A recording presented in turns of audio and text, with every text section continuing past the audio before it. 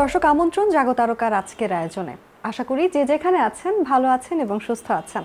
বরাবরের মতো আপনাদের সঙ্গে আছি আমি অনুভা বিশ্বাস, এবং আজকে জাগতারকায় আমাদের সঙ্গে রয়েছেন একজন স্পেশাল গেস্ট। তিনি আর কেউ নন, ঢালিউডের অন্যতম সুপারস্টার শাকিল খান। ভাই, আপনাকে আমন্ত্রণ আমাদের আজকের আয়োজনে। থ্যাংক ইউ আমন্ত্রণ করার জন্য।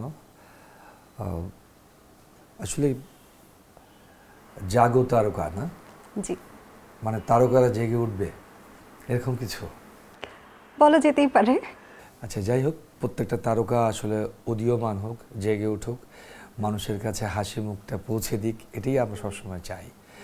এটা আজ থেকে যত বছর আগে এই তারকাদের মানে উন্নয়ন ঘটেছে, মানে পদার্পণ ঘটেছে, এবং এক এক করে সেই মানে হাস্যোজ্জ্বল মুখ সারা বাংলার মানুষকে সারা পৃথিবীর মানুষকে ছড়িয়ে দিয়েছে। যাই হোক, আমরা চাই যে তারকারা সবসময় হাসবে এবং সুন্দর থাকবে। এটা হলো গিয়ে আমাদের মানে আমার পয়েন্ট অফ ভিউ থেকে আমি যেটা বুঝি, যে তারকারা ভালো থাকলেই মনে হয় মানুষ ভালো থাকে, তাই না? কারণ এটা আসলে কি মানুষের একটা ধারণা হয়ে গেছে। কারণ মানুষ দেখে তো আমাদেরকে, হয়তো বা কোনো ক্যামেরায়, না হলে কোনো টিভির পর্দায়, না হলে মোবাইলে, না হলে হয়তো সিনেমার বিগ স্ক্রিনে যখন দেখে, তখন দেখে কেউ হাসে, কেউ আবার কাঁদে।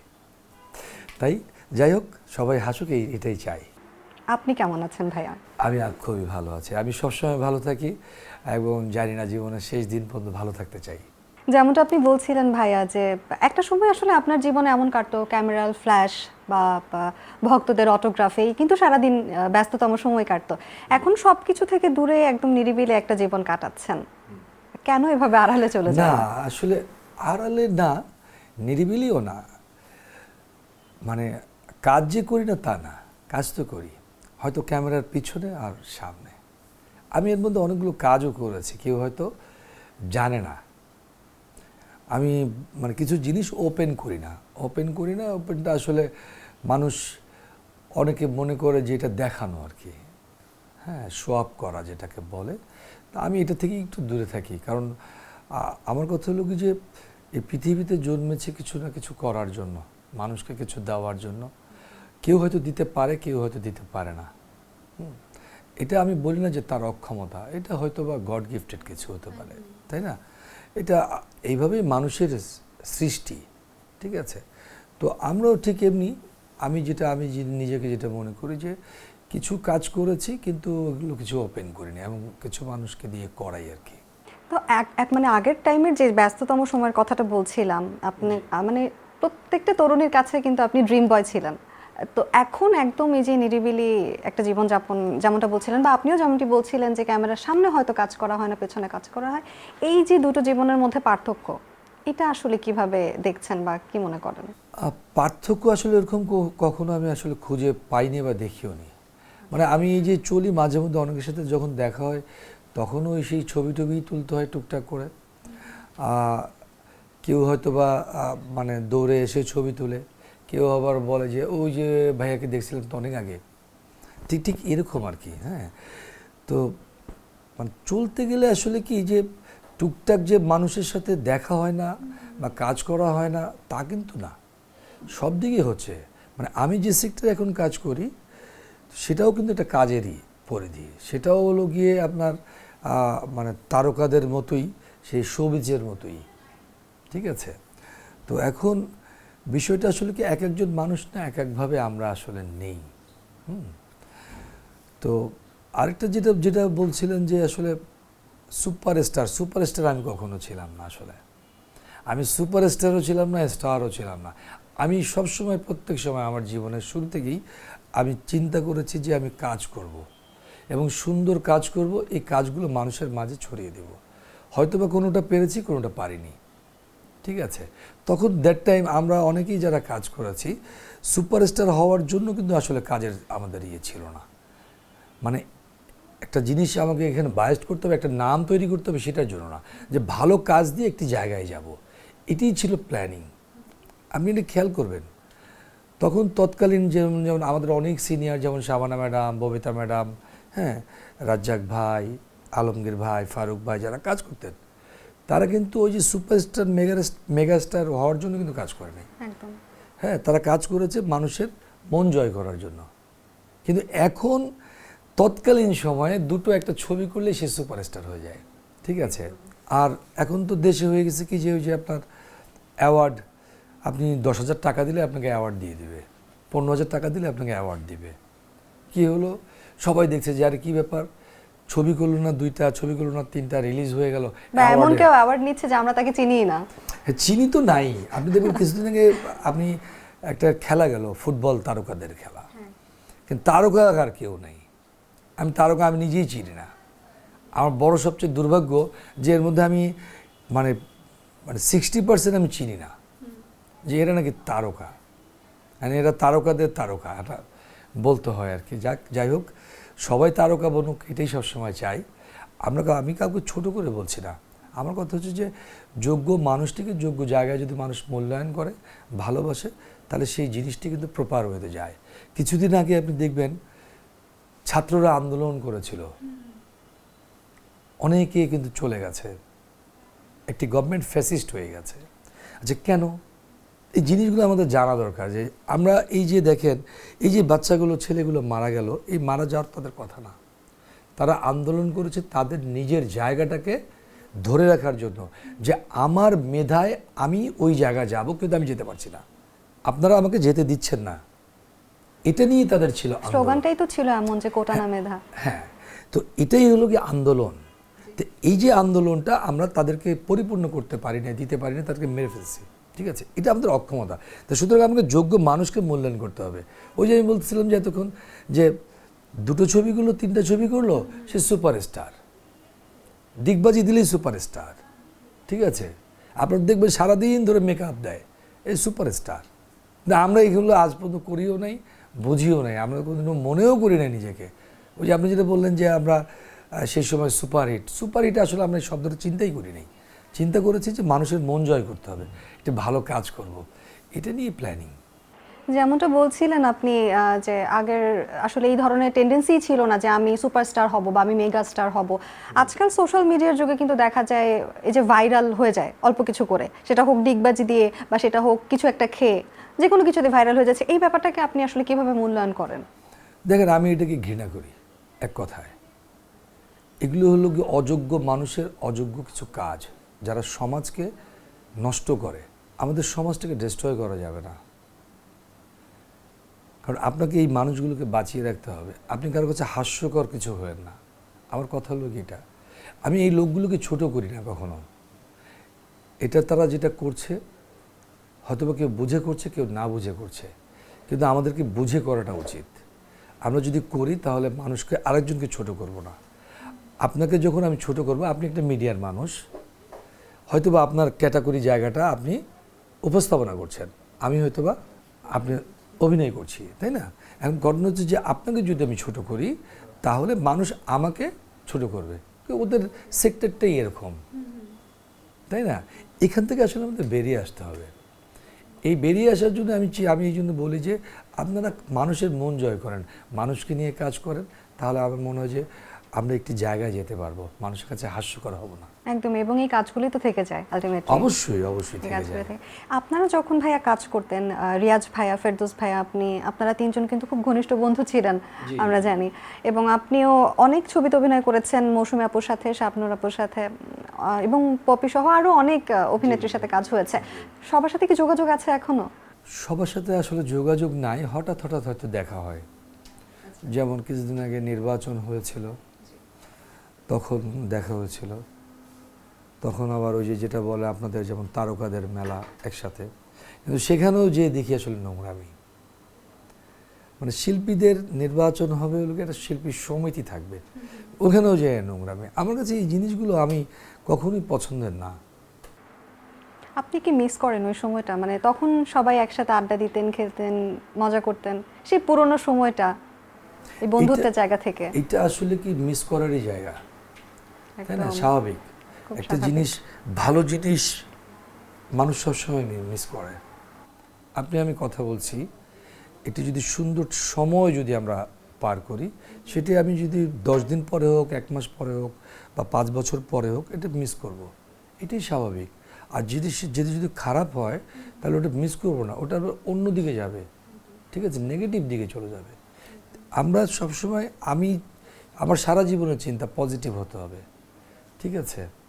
এবং মানে এখন মানে এই যুগটা এমন হয়ে গেছে, এআই এর যুগ নাকি, হ্যাঁ এআই AI এর যুগ। মানে এত জিনিস মানে এত ফাস্ট হয়ে গেছে যে আপনাকে ওপেন করে দিতেও তাদের কোনো দ্বিধাবোধ হয় না। তো এই জিনিসগুলো কেন থাকবে? আমরা এই নোংরামির দিকে কেন যাব? আমরা তো চাই যে একটি সুন্দর সমাজ, সবাইকে নিয়ে থাকবো, ভালো থাকবো, ঠিক আছে? তার মধ্যে মজা করব, আনন্দ হবে, অনেক কিছু হবে। আর যেটা নিয়ে আমরা যে একসাথে আসলে কাজ করেছি, আমাদের পরে আরও আসছে, অনেকে আসছে, সাকিবও আসছে, তারপরে অনেকে কাজ করেছে এবং এখনও কাজ করছে। আমি বলছি না যে তারা মেধাবী না, অনেকে আছে কাজ করছে, তারা অনেক মেধাবী, কিন্তু আমাদের এই সেক্টরটা ডে বাই ডে ডিস্ট্রয় হয়ে যাচ্ছে।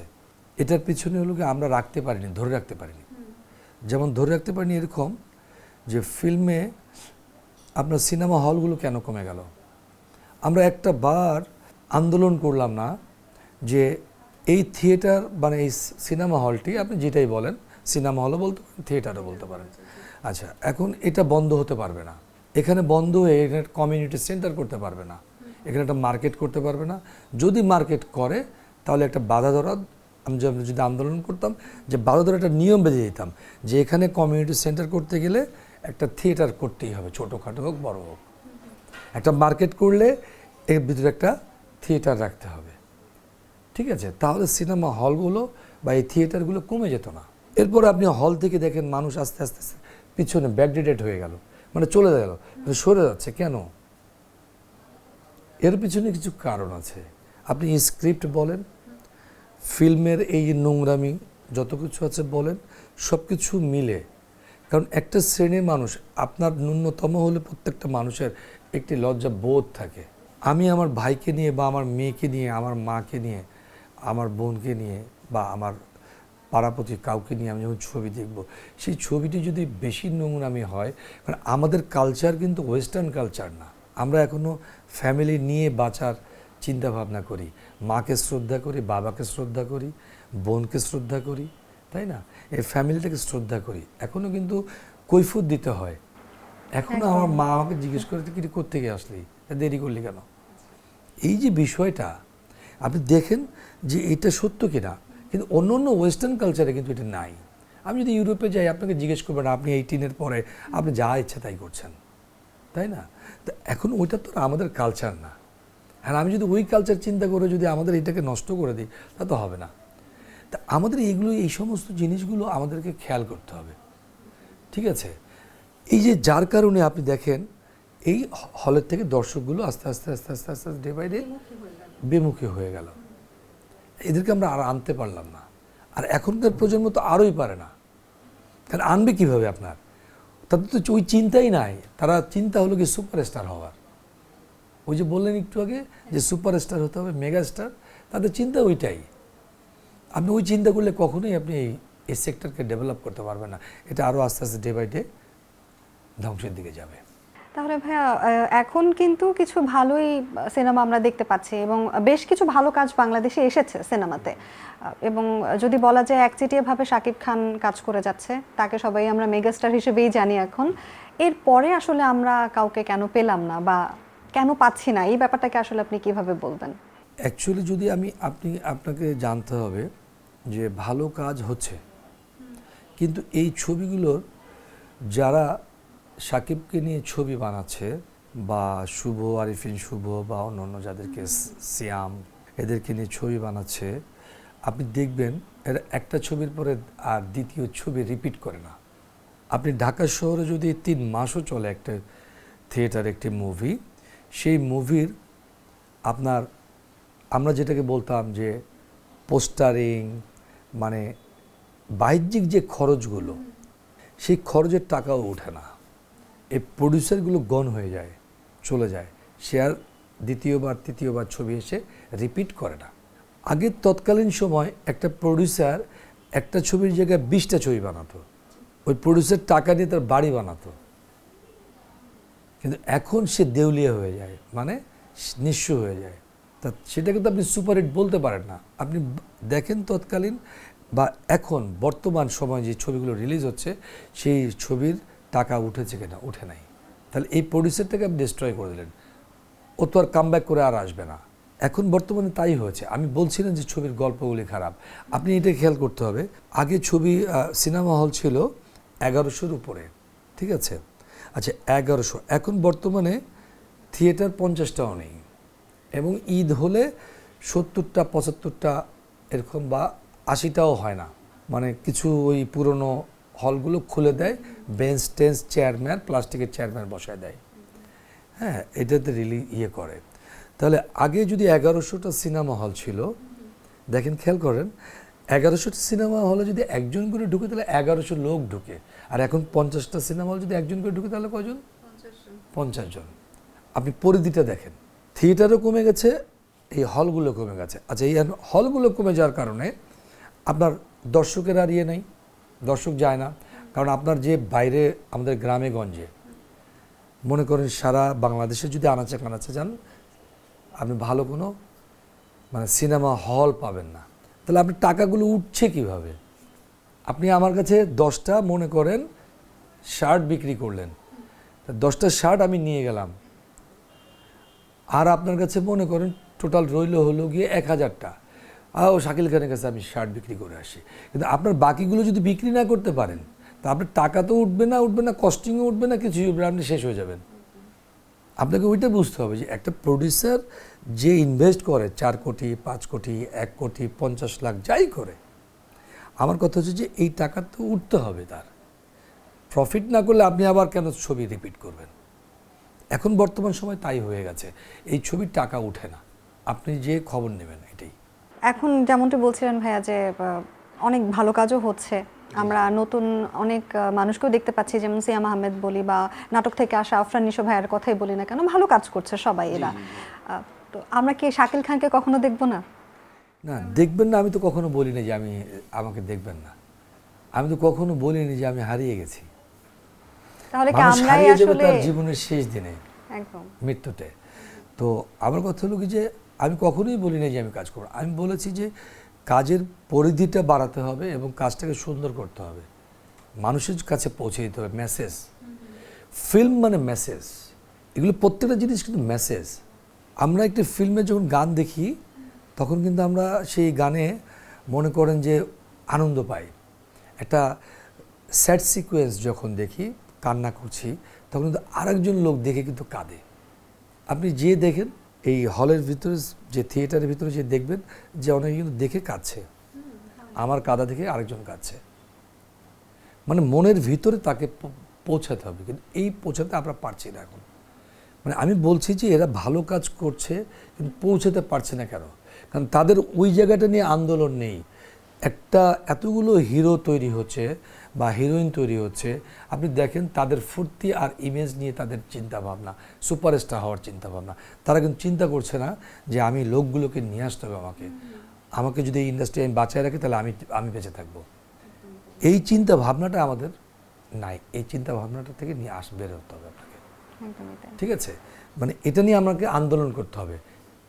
এই যে 10টা হিরো বা 5টা হিরোইন বা 10টা হিরোইন, এরা বলুক যে আপনারা থিয়েটার বাড়ান, মানুষকে বলুক যে আসেন আমরা ফিল্ম দেখি, যে আপনাদের নিয়েই কিন্তু আমরা, আপনাদের এই জনগণকে ছাড়া কিন্তু আমরা না, ঠিক আছে? এরা না দেখলে এই শাকিল খানের কোনো ভ্যালুই নাই, বা আপনার কোনো ভ্যালুই নাই। যদি এই অনুষ্ঠানটি কেউ না দেখে, বলেন আপনি ভ্যালু আছে কিনা? একদম নেই। এটাকেই আমরা আসলে করতে পারছি না, এই জিনিসটাকে অ্যাচিভ করতে হবে। একদমই তাই। কথা প্রসঙ্গে চলেই আসে, কিছুদিন আগেই আমাদের সালমান শাহর যে মৃত্যুর মামলার ব্যাপারটি খুব আলোচনা সমালোচনা তৈরি করেছে। এই ব্যাপারটি নিয়ে আসলে আপনি কি বলবেন? এটা আসলে অ্যাকচুয়ালি দেখেন, মৃত্যুর ডিসাইড তো একটা মানুষ যখন চলে যায় তখন তার ডিসাইড করার লোকে কোর্ট, ঠিক আছে, যে তার মৃত্যুটা কি স্বাভাবিক না অস্বাভাবিক। আমি হয়তো অনুধাবন করতে পারি বা একটা অনুমান করতে পারি, কিন্তু পরিপূর্ণ তো আর রায় দিতে পারবো না বা বলতে পারবো না, এটা করবে কোর্ট। আমি বলেছি এই মানুষটির মৃত্যুর পিছনে আমরা তাকে ফ্রাস্ট্রেটেড করে তুলেছিলাম, আমরা তাকে ধরে রাখতে পারিনি, এটা হলো আমাদের ব্যর্থতা। আপনি মিডিয়াতে কাজ করেন, আপনাকে যদি প্রতিদিন আমি গালি দিই, প্রতিদিন যদি আপনাকে ইগনোর করি, প্রতিদিন যদি বলি যে ভালো না, আপনার নিজের কাছেই খারাপ লাগবে যে আমি এত কষ্ট করি, এত কাজ করার চেষ্টা করি, মানুষের মন জয় করার চেষ্টা করি, কিন্তু মানুষ আমাকে এইভাবে বলে, তাহলে সেখানে আর কি থাকবো, আমাকে চলে যেতেই হবে। এই ভালো লাগার বিষয়টা, যদি এই ভালো লাগার বিষয়টা নিয়ে যদি আমরা তাকে ধরে রাখতে পারতাম, তার মনের কষ্টগুলো দূর করতে পারতাম, তাহলে সে টিকে থাকতো। কিন্তু সেটাকে আমরা টিকতে দেইনি। মানুষ অভিমান করে, তাই বলে একবার সারা জীবনের জন্য একটা মানুষকে বয়কট করে দেব, তা তো হয় না। আপনার সাথে আমার অভিমান থাকতেই পারে, আরেকজনের সাথেও থাকতেই পারে, তাই না? ওটা তো আবার মিল হয়। সেই জিনিসটি আমি সবসময় বলি যে তখন তাকে খুব পেইন দিয়েছে অনেক মানুষ। এই পেইনগুলো যদি না দিত, তাহলে আজকে সালমান শাহ ডেস্ট্রয় হয়ে যায় না, শেষ হয়ে যায় না, সেটি যেভাবেই হোক। এবার একটু ব্যক্তি শাকিল খান সম্বন্ধে জানতে চাইবো। আপনার তো জন্ম বাগেরহাটে ভাইয়া, যতটা আমরা জানি, এবং ছোটবেলায় পড়াশোনাতেও ভীষণ ভালো ছিলেন, দুষ্টুমিতেও ভীষণ ভালো ছিলেন। আপনার ছোটবেলাটা কি আপনাকে ভাবায়? হ্যাঁ, ভাবাবে না কেন? আসলে ছোটোবেলার তো বিষয়গুলো তো একটু আলাদা, ঠিক আছে? যখন দায়িত্ব নেই, সেটার হলো গিয়ে জায়গাটা হলো গিয়ে আবার আরেকটা জায়গা। এখন যেমন একটা কিছু কিছু জায়গায় দায়িত্বের জায়গায় আছি, এটার চিন্তাভাবনাটা কিন্তু আলাদা। আর তখনকার চিন্তাভাবনা ছিল আলাদা, কারণ তখন কোনো চিন্তা ছিল না। আমাকে নিয়ে আরেকজন চিন্তা করেছে। কে চিন্তা করেছে? আমার বাবা মা, ভাই বোন, তারা চিন্তা করেছে যে কোথায় যাচ্ছে, কি করছে, কি খাচ্ছে, তাই না? তখন মানে এই যে মানে যদি আমরা আলাদা করি আর কি, তাহলে এই জিনিসগুলো খুব আপনি দেখবেন যে একটু দূরত্ব, মানে এক একটা সেক্টর, এক একটা সময় যে আপনাকে এক একটা ভাবে করে তুলবে। মানে বয়সের ক্ষেত্রে বলেন, আপনার জায়গায়, ঠিক আছে? আপনি যখন একটি জায়গায় আসবেন, তখন আপনাকে দায়িত্ব, ঠিক আছে? আর আপনি যখন কোনো কিছু করবেন না, তখন কিন্তু আপনার স্বাধীন মন, মানে যা ইচ্ছে তাই করতে পারছি, তাই না? তো তখন ছোটোবেলার বিষয়টাই ছিল ওরকম। এখন আস্তে আস্তে অনেক কিছু ভাবিয়ে তুলছে, মানুষকে নিয়ে ভাবি, দেশকে নিয়ে ভাবি, এই ইন্ডাস্ট্রিকে নিয়ে ভাবি। তো এই যে এই জিনিসগুলো মাঝে মধ্যে মনে হয় যে এরা মনে হয় ভুল করছে, বা আমরা কিছু কাজ করে আসছি, এগুলো মনে হয় ভুল হয়ে গেছে। এই জিনিসগুলো যেমন হচ্ছে আর কি প্রতিদিন। আমরা যতটা জানি যে আপনি অল্প বয়স থেকে রাজনীতির সঙ্গে জড়িত ছিলেন, সেই জায়গা থেকে বলতে গেলে আপনার স্থানীয়দের, সে বাগেরহাটের স্থানীয়দেরই যদি কথা বলি, আপনার প্রতি তাদের অনেক প্রত্যাশা। আপনি কি কখনো তাদের ব্যাপারে কিছু ভেবেছেন, বা কোনো পরিকল্পনা আছে সামনে যে তাদের জন্য আমি এই কাজটা করতে চাই? দেখেন, একটা কথা আমি বলি, রাজনীতি হলো গিয়ে মানুষের জন্য। রাজনীতি কিন্তু রাজার নীতি না। আপনি বসে বসে হুঙ্কার ছাড়বেন, মানুষকে দমন করবেন, মানুষকে মারবেন, মানুষকে পেটাবেন, এটা রাজনীতি না। রাজনীতি হলো গিয়ে মানুষকে তৃণমূলের, আপনার একটি কনস্টিটিউশন আছে, আপনি একটি জায়গা আছে যেখানে আপনি বেড়ে উঠেছেন। যদি আপনি বেড়ে উঠে যদি নিজেকে যদি একটি জায়গায় গড়ে তুলতে পারেন, তাহলে সেখান থেকে আপনি হয়তো বা লিডার হবেন। সেই লিডারশিপ থেকে মানুষকে কিছু দেওয়ার জন্য চিন্তা ভাবনা করতে হবে। কিন্তু আমরা চিন্তা ভাবনা করি নিজেকে, নিজের আখের গোছানোর জন্য।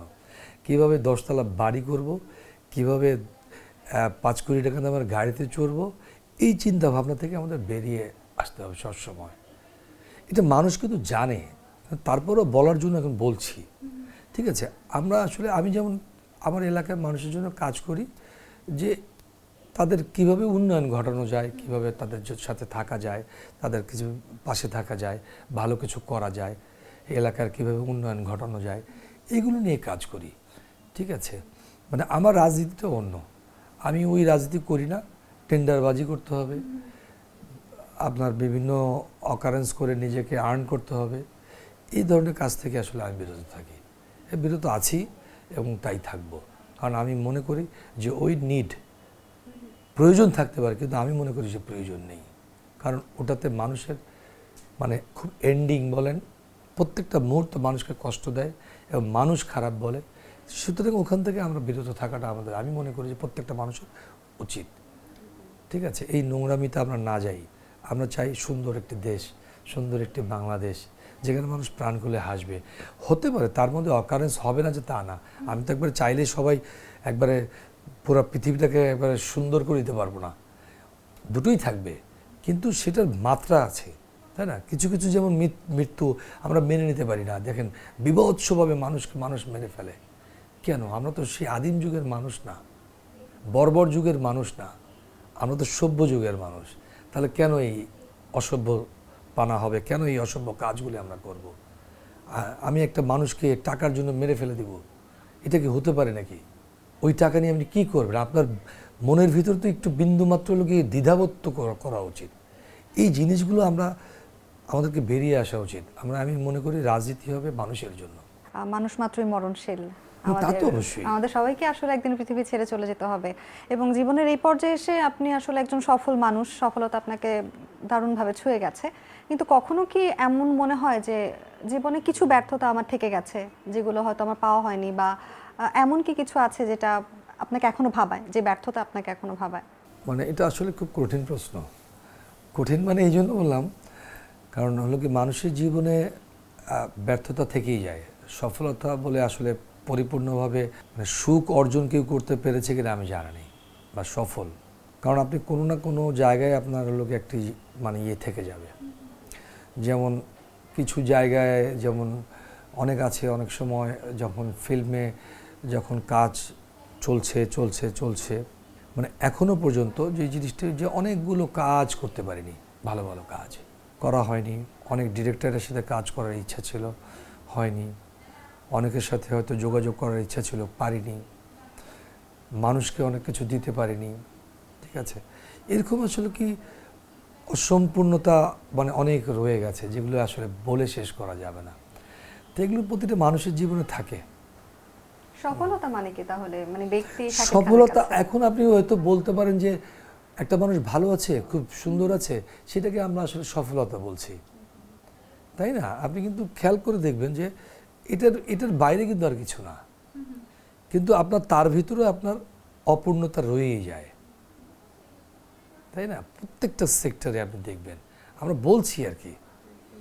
হ্যাঁ, আমি মানে অনেক সুন্দর করে সেজে গুজে যাচ্ছি, কিন্তু দেখা যাবে আপনার ভিতরে, মনের ভিতরে কোনো না কোনো কষ্ট আপনি হয়তো বুঝতে দিচ্ছেন না বা বলতে দিচ্ছেন না, ঠিক আছে। আপনার ভিতরে কাঁদাচ্ছে, কিন্তু আপনি বলছেন যে না আপনি ওই যে ভাবছেন যে মানুষটা তো অনেক দামি গাড়িতে আসলো, অনেক সুন্দর ড্রেস পরলো, অনেক একটা দামি বাড়িতে রইলো, এই মনে খুব সবচেয়ে সফল। কিন্তু তার জীবনে যে কষ্টগুলো, এগুলো কিন্তু কেউ মানুষ দেখে না, ওটা ডার্ক সাইডে রয়ে যায়। যেমন আমরা যেমন কথা বলছি, মানুষ দেখছে, কিন্তু এইটার বাইরে কিছু মানুষ কাজ করছে, অসংখ্য মানুষ। কীরকম কাজ করছে? ক্যামেরার পিছনে কাজ করছে, আবার এখান থেকে যে ওটাকে আবার এডিট করবে, হয়তো বা কিছু ভুল ত্রুটি এদিকে করবে। তো এখন তাদের কথা কিন্তু কেউ ভাবছে না।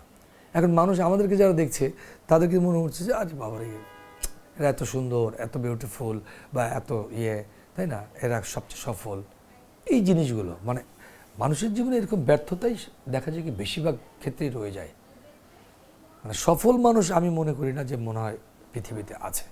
এই যে এখনকার তরুণ প্রজন্মরা খুব অল্পেই কিন্তু হতাশায় ভোগে, দ্বিধায় ভোগে, আপনার জীবনের অভিজ্ঞতা থেকে আপনি তাদের জন্য দুই লাইনে কি বলতে চাইবেন? হতাশ হওয়ার কিছু নাই, হতাশ হওয়ার কিছু নাই। সুখ দুঃখ মিলেই মানুষের জীবন, আনন্দ বিনোদন মিলেই যেমন মানুষের জীবন। আপনি প্রত্যেকটা ক্ষেত্রে নেগেটিভ এবং পজিটিভ আছে বলেই আপনি চলতে পারছেন, তা নাহলে চলতে পারতেন না। আপনাকে যদি পৃথিবীতে একা তৈরি করতো আল্লাহ পাক, তাহলে আপনি থাকতে পারতেন না, আপনি অস্থির হয়ে যেতেন যে দুনিয়াতে আমি একা কি করব, কোনো কিছু ওয়ে পেতেন না। আপনি দেখতেন হয়তো বা ওখানে নিঃশেষ হয়ে হয়তো মরে যেতেন।